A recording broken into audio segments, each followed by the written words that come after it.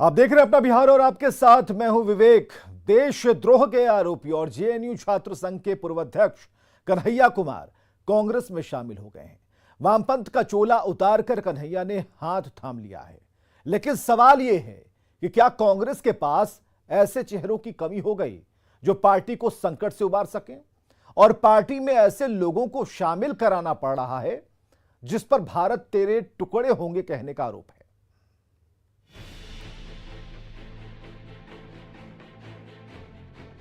भारत तेरे टुकड़े होंगे कहने वाले कन्हैया कुमार के सर पर अब कांग्रेस का हाथ है।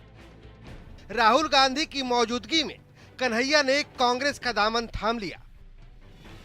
लगातार जनाधार खो रही कांग्रेस ने उस कन्हैया को साथ ले लिया जिस कन्हैया पर देशद्रोही नारे लगाने का आरोप है। लेकिन मरता क्या न करता, इस भाव से कलह के भंवर में डूबती कांग्रेस ने कन्हैया के लिए बाहें फैला दी। पार्टी में शामिल होते ही राहुल गांधी ने कन्हैया को संविधान की किताब भेंट की। मतलब कहीं ना कहीं कांग्रेस को भी ऐसा लगता है कि कन्हैया को बाबा साहेब के बनाए संविधान पर यकीन नहीं है। कल तक वामपंथ का झंडा ढोने वाले कन्हैया को भी एहसास है कि कांग्रेस डूबती हुई नाव है। सभी संगठनों के कार्यालय में नहीं होना चाहिए, ये हमारा इतिहास है, ये हमारी विरासत है। कुछ लोग बहुत चालाकी से विचारधारा की खोल में यह जो हमारी ऐतिहासिक विरासत और परंपरा है इसको आपस में उलझाने की कोशिश करते हैं। एक बड़ा पॉपुलर डिबेट है। हाथ का दामन थामने वाले, देश की सबसे बड़ी यूनिवर्सिटी में पढ़ने वाले कन्हैया के हाथ हिंदी में कितने तंग हैं, ये उस वक्त पता चला जब उन्होंने देश के बारे में अपने विचार रखने की कोशिश की। दरअसल डूबती कांग्रेस खुद को खड़ा करने के लिए हर वो कवायद कर रही है जो उसके तेवर को बढ़ाने की बजाय उसकी ताकत को कम करेगी।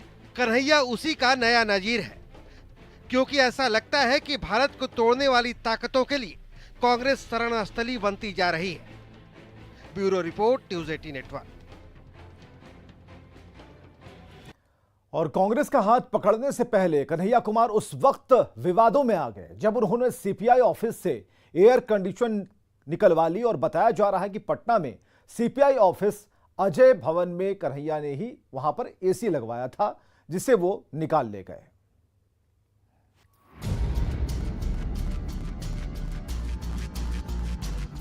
नाम बड़े और दर्शन छोटे, बड़ी बड़ी बात करने वाले कन्हैया कुमार के माथे पर बहुत छोटा काम करने का तोहमत लग गया है।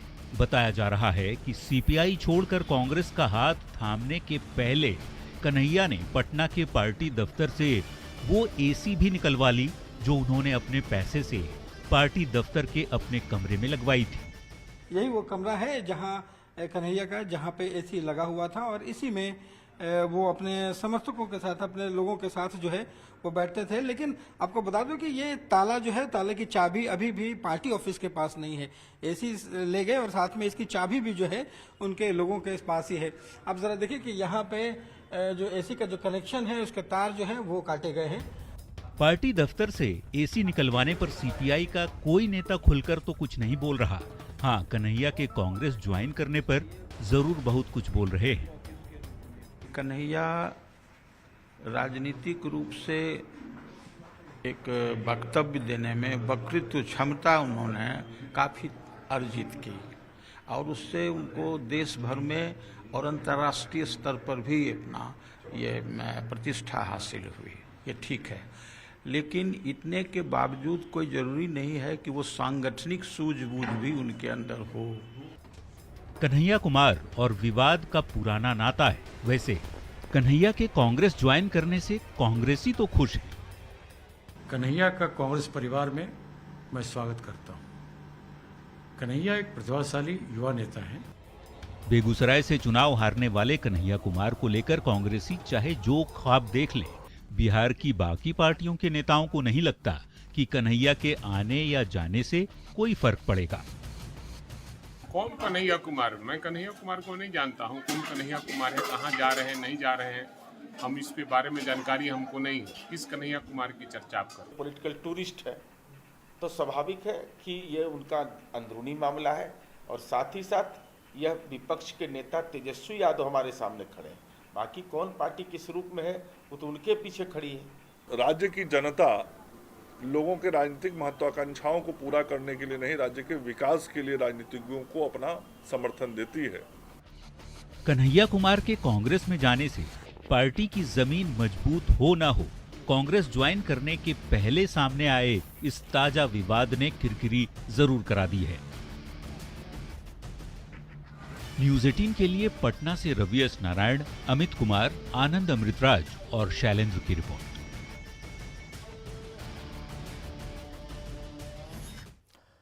तो बिहार में एक बार फिर विशेष राज्य के दर्जे पर सियासत तेज हो गई। जेडीयू नेता विजेंद्र यादव ने कहा कि जेडीयू की तरफ से विशेष राज्य के दर्जे की जगह विशेष पैकेज पर फोकस किया जाएगा। विजेंद्र यादव के बयान के बाद विपक्ष ने जेडीयू पर हमला तेज कर दिया है। राज्य का दर्जा का मांग करते करते हम लोगों ने क्या कहते हैं, कमेटी भी गठन हुआ, उसने भी रिपोर्ट दिया, लेकिन इसके बाद भी कोई नतीजा नहीं निकला। तब कितनी मांग की जाए? जेडीयू नेता विजेंद्र यादव का यही वो बयान है जिसने मानसूनी मौसम में बिहार का सियासी पारा बढ़ा दिया है। विजेंद्र यादव ने साफ किया कि जनता दल यूनाइटेड अब विशेष राज्य के दर्जे की जगह विशेष पैकेज पर फोकस करेगा। इस बयान से कांग्रेस और आरजेडी नेताओं को ऐसी मिर्ची लगी कि दोनों पार्टियों की ओर से एक साथ जेडीयू पर हमला तेज कर दिया गया। अपने तमाम बयानों से, अपने तमाम स्टैंड से पलटे हैं। वो मिट्टी में मिल जाऊंगा, भाजपा में नहीं जाऊंगा, पलट गए। और अब बिहार के विशेष राज्य के दर्जे से पलटे, कल जातीय जनगणना के मुद्दे पर पलटेंगे। हमेशा अपने स्टैंड से पलटते ही तो रहे हैं नीतीश कुमार जी, यही तो उनकी राजनीति रही है। ये जो नई बात आ रही है कि ये लोग स्पेशल स्टेटस, स्पेशल पैकेज बोल रहे हैं, ये कोई मांग नहीं है, ये सिर्फ एक बयान है। अरे जेडीयू वालों की हिम्मत है, हैसियत है, बीजेपी के सामने कुर्सी पे बैठ के अपनी मांग रखे। बिहार सरकार के मंत्री नितिन नवीन ने विशेष राज्य की मांग पर हो रही सियासत पर कहा है कि स्पेशल स्टेटस में जो डिमांड है उससे ज्यादा मदद मिल चुकी है। हमें नरेंद्र मोदी का आभार जताना चाहिए। नितिन ने कहा कि विशेष दर्जे की जरूरत ही नहीं है कि आज हम उस परिस्थिति में नहीं है। उस दर्जे का जो आकार होता उससे ज्यादा केंद्र सरकार और नरेंद्र मोदी की सरकार हम लोग को दे रही है। स्पेशल स्टेटस की सियासी लड़ाई में हम भी कूद पड़ी है। पार्टी की तरफ से कहा गया है कि वो विशेष राज्य के दर्जे की मांग पर अडिग है और बिहार को स्पेशल स्टेटस मिलना चाहिए। इसके लिए जिन्हें बैकफुट पे जाना है चले जाए। हिंदुस्तानी अवाम मोर्चा के नेता श्री जीतन राम मांझी जी ने स्पष्ट तरीके से कहा है कि ये एजेंडा कायम रहेगा। 17 मार्च 2013 को नीतीश कुमार ने दिल्ली के रामलीला मैदान में बिहार को विशेष राज्य का दर्जा दिलाने के लिए अधिकार रैली की थी। बिहार को विशेष राज्य का दर्जा देने की मांग को मजबूती से उठाया गया था, लेकिन फाइनेंस कमीशन की रिपोर्ट के बाद ये साफ हो चुका है कि अब किसी राज्य को विशेष राज्य का दर्जा नहीं मिलेगा। जेडीयू नेताओं ने समय पर इस सच्चाई को स्वीकार कर लेने में ही भलाई समझी। ये बात अलग है कि सच जानते हुए भी विपक्ष सियासी रोटी सेंकने में लगा है। न्यूज 18 के लिए पटना से अमित कुमार और संजय कुमार की रिपोर्ट। इधर बिहार में विधानसभा की 2 खाली सीटों पर उपचुनाव की घोषणा होने के साथ सियासी रण छिड़ गया है। चुनाव से पहले हमारी या फिर आपकी सीट के नाम संग्राम जारी है।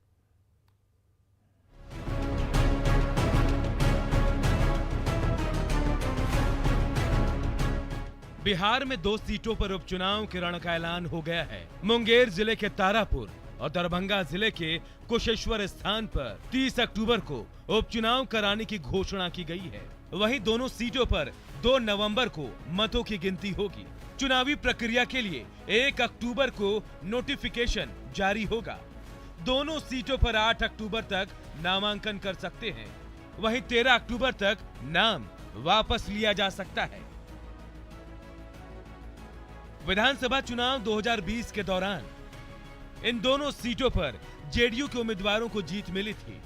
तारापुर से मेवालाल चौधरी तो वहीं कुशेश्वर स्थान से शशि भूषण हजारी चुने गए, लेकिन दोनों ही विधायकों का इस साल निधन हो गया, जिसके बाद से ये दोनों सीट खाली हैं। अब उपचुनाव का ऐलान होते ही सीटों के लिए महागठबंधन में सियासत शुरू हो गई है। आरजेडी जहां दोनों सीटों पर अपना दावा कर रही है, तो वहीं कांग्रेस भी अपनी दावेदारी से पीछे नहीं हट रही। जिस समय कांग्रेस लड़ी तो उस समय तो जो हुआ, कांग्रेस तो जीत नहीं पाई। लेकिन राष्ट्रीय जनता दल मजबूत स्थिति में दोनों जगह पर है। और दलों के बीच में कोई नेतृत्व के स्तर पे चर्चा नहीं हुई। कुशेश्वर स्थान पे तो कांग्रेस पार्टी का दावा है, हमारे प्रत्याशी वहां से लड़े थे और वोट भी अच्छा आया था। दावों के दौर के बीच अब ये सीटें किसे मिलने वाली है ये तो वक्त बताएगा, क्योंकि पिछली बार तारापुर सीट से आरजेडी की उम्मीदवार दिव्या प्रकाश चुनावी मैदान में थी, तो वहीं कुशेश्वर स्थान से कांग्रेस के अशोक कुमार चुनावी मैदान में थे। कांग्रेस की तो दावेदारी है, उपचुनाव है। मैंने कहा एक परंपरा रही है कि उपचुनाव में सीटें बदलती नहीं है, स्टेटस को रहता है। उम्मीदवार बदल सकता है, लेकिन जो सीट जो लड़ा है गठबंधन में वही लड़ता है अमूमन। सीटें किसके पास जाएंगी ये तो साफ नहीं है, लेकिन चुनाव के ऐलान के साथ ही सीटों पर संग्राम की शुरुआत जरूर हो गई है। न्यूज़ 18 के लिए मुंगेर से अरुण शर्मा के साथ पटना से संजय कुमार और रवेश नारायण की रिपोर्ट। इधर जेडीयू के राष्ट्रीय अध्यक्ष ललन सिंह ने अपनी नई टीम की घोषणा कर दी है। नई टीम में किन किन नेताओं को जगह मिली है ये भी हम आपको बताते हैं। केसी त्यागी जेडीयू के राष्ट्रीय प्रधान महासचिव बने रहेंगे। इसके अलावा उपेंद्र कुशवाहा का नाम आता है जो केंद्रीय संसदीय बोर्ड के अध्यक्ष बने रहेंगे। रामनाथ ठाकुर का भी नाम इसमें है। संजय झा का नाम है जो राष्ट्रीय महासचिव के पद पर रहेंगे। रामसेवक सिंह और प्रवीण सिंह राष्ट्रीय महासचिव। कमरे आलम हर्षवर्धन सिंह राष्ट्रीय महासचिव। अली अशरफ फातमी गुलाम रसूल बलियावी राष्ट्रीय महासचिव। रामप्रीत मंडल विद्यासागर निषाद राष्ट्रीय सचिव। तो जेडीयू की नई टीम पूरी लिस्ट के साथ हम आपको बता रहे हैं। रविंद्र प्रसाद सिंह राज सिंह मान राष्ट्रीय सचिव बनाए गए हैं, तो जिम्मेदारियां तय की गई हैं। तो राष्ट्रीय महासचिव बनाने के बाद संजय झा ने ट्वीट करके लिखा है, उनका क्या ट्वीट है ये हम आपको दिखा रहे हैं कि जदयू के राष्ट्रीय महासचिव के रूप में पुनः सेवा का अवसर देने के लिए माननीय मुख्यमंत्री नीतीश कुमार जी और माननीय राष्ट्रीय अध्यक्ष ललन सिंह जी को हार्दिक धन्यवाद और आभार।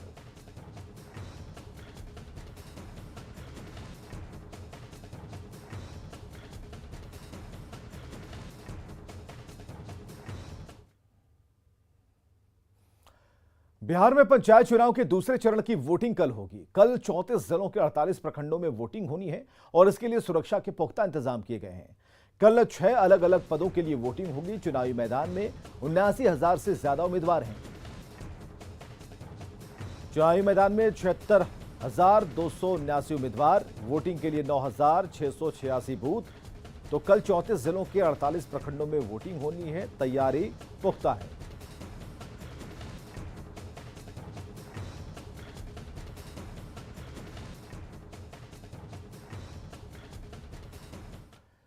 पंचायत चुनाव में जीत के लिए प्रत्याशी के परिजन जमकर बल का प्रयोग कर रहे हैं। सहरसा से ऐसी ही एक तस्वीर सामने आई जहां मुखिया के पति देवानंद यादव का हथियार के साथ वीडियो वायरल हो रहा है। सहरसा में पंचायत चुनाव में जीत के लिए प्रत्याशी के परिजन जमकर बल का प्रयोग कर रहे हैं। सौर बाजार के रौतखेम पंचायत के मुखिया के पति देवानंद यादव का इसी तरह का वीडियो वायरल हो रहा है, जिसमें वो अपने साथ हथियार लिए दिख रहे हैं। बॉडीगार्ड और हथियार के साथ पंचायत के कई घरों का दौरा कर अपनी और अपनी मुखिया प्रत्याशी पत्नी गुड्डी देवी के पक्ष में मतदान करने के लिए कह रहे हैं। फोटो और वीडियो वायरल होने के बाद एसपी ने इसकी जाँच कराई, जिसके बाद देवानंद यादव पर कार्रवाई की बात कही गई। अपने लाइसेंसी हथियार के साथ घूमने का फोटो आया था। उसके बाद जो है देवानंद यादव के खिलाफ सीसीए 3 का थाना बदर या जिला बदर करने का प्रस्ताव डीएम साहब को समर्पित कर दिया गया है। उनकी पत्नी गुड्डी देवी वर्तमान में रौताखेम पंचायत की मुखिया हैं। वर्तमान चुनाव में भी गुड्डी देवी ही मुखिया पद की प्रत्याशी हैं। इधर पुलिस ने पटना सिविल कोर्ट से एक फर्जी दारोगा को गिरफ्तार किया है। ये अपने भाई से मिलने के लिए सिविल कोर्ट पहुंचा था और जबरदस्ती थानेदारी का धौंस दिखाकर मिलना चाह रहा था। खुद को बेगूसराय का थानेदार बता रहा था। जब पुलिस को शक हुआ तो तलाशी ली गई और इसके बाद इसके पास से पुलिस का एक फर्जी कार्ड बरामद हुआ और इस फर्जी दारोगा का नाम विपिन कुमार सिंह है और इसका भाई पॉक्सो एक्ट के तहत जेल में बंद है और उसी से मिलने सिविल कोर्ट आया था। फिलहाल फर्जी दारोगा को पीरबहोर थाने की पुलिस ने गिरफ्तार किया है। पूछताछ जारी है।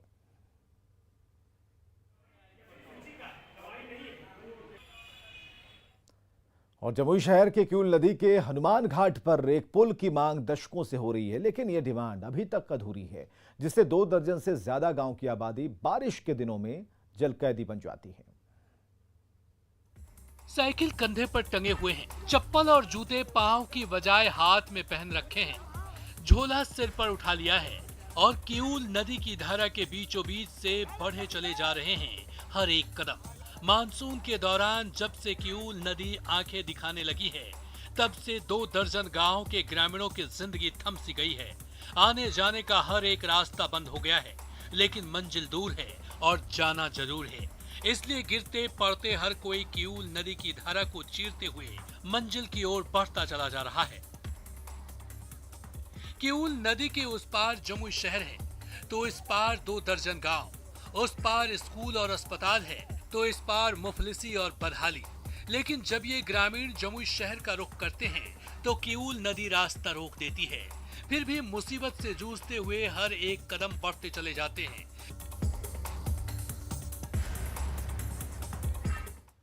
और खबरें लगातार जारी हैं, आप बने रहें हमारे साथ।